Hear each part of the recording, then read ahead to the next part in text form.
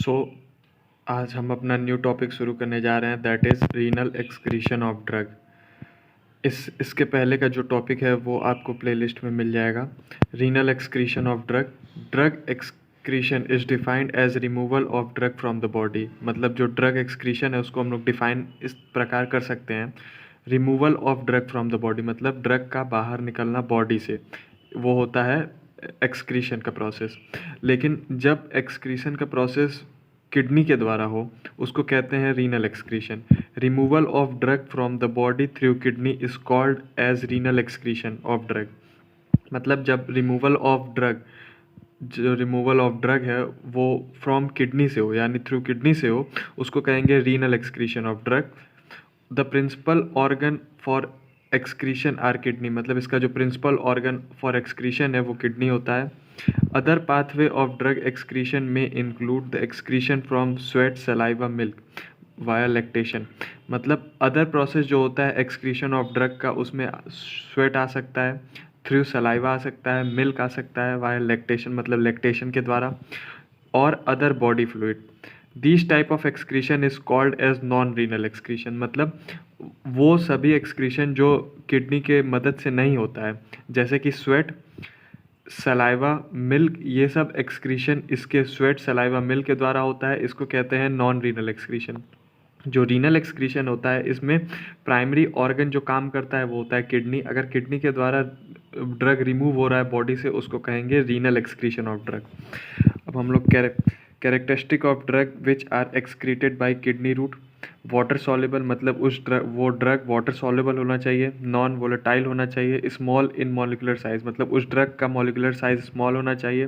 Those drug which metabolise slowly मतलब वो drug जो धीरे से टूटे, वो सब ड्रग रीनल रूट से एक्सक्रीट हो सकता है, यानी वो सब रीनल रूट से एक्सक्रीट होगा। The basic functional unit of kidney involve in excretion is nephron. मतलब जो बेसिक फंक्शनल यूनिट किडनी का इन्वॉल्व होता है इन एक्सक्रीशन उसको कहते हैं nephron. Kidney comprises of 1 million nephron. मतलब किडनी जो होता है वो 1 मिलियन नेफ्रॉन से मिलकर बना होता है। Each nephron is made up of glomerulus, proximal tubule, loop of Henle, distal tubule, collecting tubule. मतलब जो नेफ्रॉन होता है वो glomerulus, proximal tubules, loop of Henle, distal tubule, collecting tubule से मिलकर बना होता है।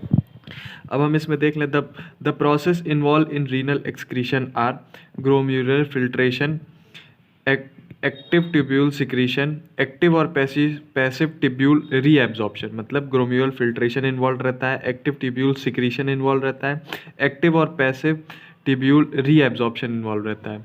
अब हम लोग इसमें ये एक नेफ्रॉन का स्ट्रक्चर है। यहाँ पे ब्लड वेसल्स है, यहाँ ये ग्लोम्यूल्स है, ये प्रॉक्सिमल टिब्यूल है, ये लूप ऑफ हेनले है, ये कलेक्टिंग डक्ट है, ये डिस्टल टिब्यूल है, और यहाँ से यूरिन पास होता है। अब यहाँ फंक्शन हम लोग देख लें। वाटर और unbounded drug and metabolites are filtered in glomerulus by glomerular filtration. यानी ग्लोम्यूलर फिल्ट्रेशन से जो वाटर रहता है और अनबाउंडेड ड्रग रहता है वो यहाँ से फिल्टर होता है। In the proximal tubule acid and base drug get metabolise. मतलब प्रॉक्सिमल टिब्यूल में जो है उसमें एसिड और बेस ड्रग जो रहता है वो मेटाबोलाइज होता है by blood vessels, and there is active reabsorption of acid and basic compound. और इसमें से यहाँ देखिए आती है, यहाँ जैसे सेकंड नंबर का जो तीर एरो है वो दिखा रहा है कि वो जो ब्लड में से जो ड्रग है वो मेटाबोलाइट होके यहाँ पे आ रहा है, जिससे वो लूप ऑफ हेनले से पास होता हुआ यहाँ यूरिन से निकलेगा। लेकिन ये जो थर्ड एरो है वो ब्लड वेसल्स में अंदर जा रहा है, यानी इसका मतलब जो है उसका जो ड्रग का रीएब्जॉर्प्शन हो रहा है। जो ड्रग दिया था अगर वो ड्रग लिपोफिलिक नेचर का है तो उसका रीएब्जॉर्प्शन होगा, क्योंकि जो ड्रग होता है वो जो एक्सक्रीशन होता है ड्रग का वो बस हाइड्रोफिलिक नेचर का ड्रग होना चाहिए तभी उसका एक्सक्रीशन हो पाएगा। लेकिन जो ड्रग लिपोफिलिक नेचर का आया रहता है उसका फिर से रीएब्जॉर्प्शन होता है, and passive reabsorption of lipophilic drug. वही उसका यहाँ रीएब्जॉर्प्शन हो रहा है और वो फिर ब्लड में चला जाएगा ताकि वो फिर हाइड्रोफिलिक नेचर का बन के आए और उसके बाद यहाँ पे आए, एंटर हो, फिर उसका एक्सक्रीशन हो।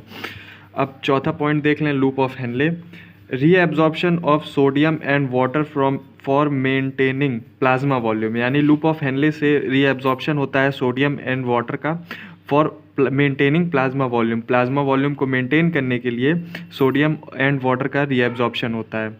और 6 पॉइंट जो है distal tubule, it function is regulating extra cellular fluid volume, मतलब डिस्टल टिब्यूल का फंक्शन होता है एक्स्ट्रा सेलुलर फ्लूइड वॉल्यूम को रेगुलेट करना।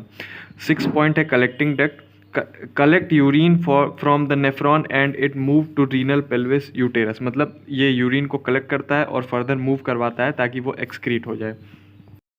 अगर ओवरऑल हम लोग इस डायग्राम को समझें तो ये बोलता है जो यहाँ ग्रोम्यूल से जो होता है उसमें ड्रग वाटर या अनबाउंड ड्रग आता है, यानी एब्जॉर्ब होता है ताकि वो एक्सक्रीट हो सके। जो प्रॉक्सिमल टिब्यूल है इसमें आता है बेसिक या acidic drug.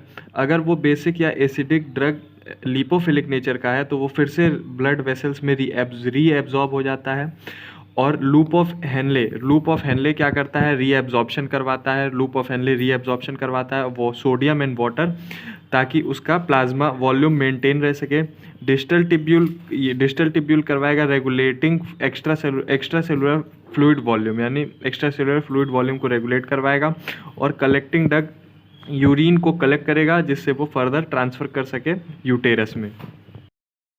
ग्रोम्यूल filtration and active tubule secretion increase concentration of drug so facilitate excretion, मतलब ग्रोम्यूल फिल्ट्रेशन जो होता है और एक्टिव ट्यूब्यूल सिक्रीशन ये ड्रग के कंसंट्रेशन को इंक्रीज करवाता है फॉर एक्सक्रीशन, यानी ये इंक्रीज करवाता है ड्रग को एक्सक्रीशन के लिए।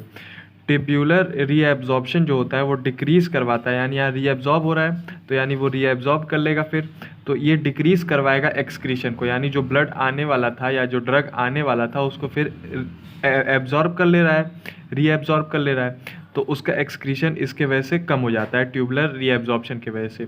तो रेट ऑफ एक्सक्रीशन का अगर हम लोग फॉर्मूला देखें तो rate of filtration plus rate of secretion minus rate of reabsorption, मतलब ये जो रीएब्जॉर्ब हो रहा था उसको माइनस कर दे रहे हैं रेट ऑफ फिल्ट्रेशन से, ग्रोम्यूल फिल्ट्रेशन वाले से, और रेट ऑफ सिक्रीशन वो जो एक्टिव टिब्यूल सिक्रीशन था उससे रेट ऑफ रीएब्जॉर्प्शन को जब माइनस कर देंगे तो रेट ऑफ एक्सक्रीशन हम लोग को मिल जाएगा।